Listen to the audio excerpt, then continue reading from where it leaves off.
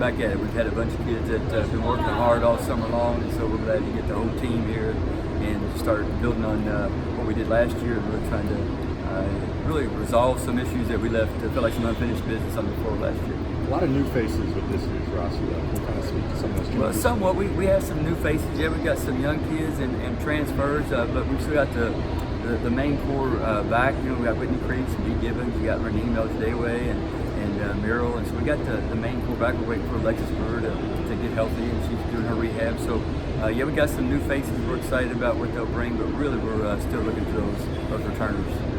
Having those changes that from last season, where you kind of had to build on a lot of new players and kind of stepping up into some bigger roles, as opposed to this season, you have some solid returners.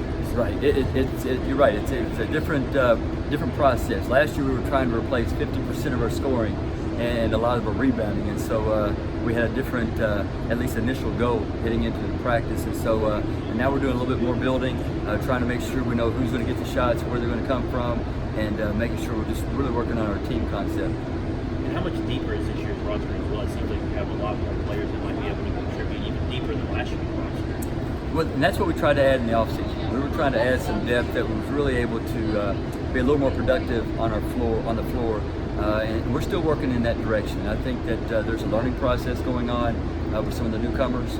I think ultimately by the end of the season they'll be able to help us in a pretty significant way. And with those newcomers, are any of them waiting on eligibility issues or concerns or anything like that? Or are they all no, we still have one that we're still going through the process with, and we'll see where that lands. But we're excited about all the kids that are here.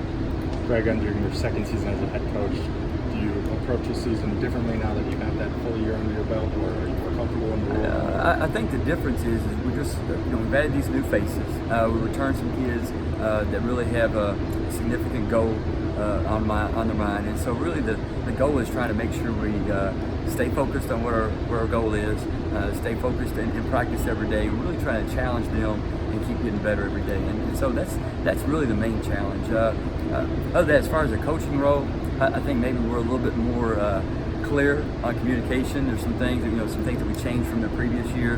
Not so much because of the coaching change, but just because of the personnel change with our graduation the previous year. So that's probably smoothed out a little bit of the communication and some of the terminology. But I like what the kids are doing.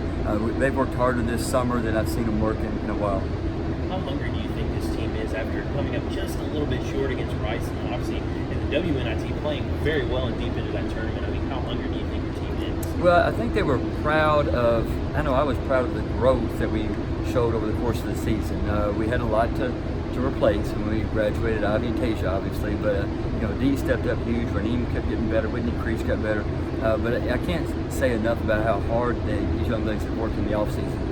I've seen Dee Gibbons in this gym at least once every day all summer long, sometimes 2 or 3 times a day.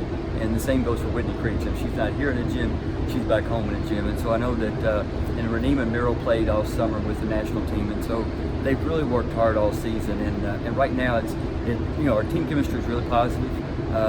That's a lot of credit goes to the players. They've done that, really trying to. Because we talk about you're going to play teams that have bigger players, faster players, better players. If you're going to beat them, you've got to be a better team.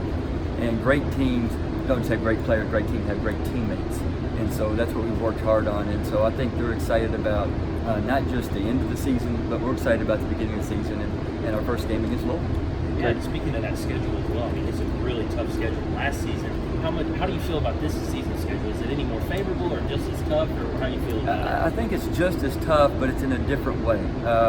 Last year we had a bunch of teams that kind of jump off the page as top 25 teams right off the bat.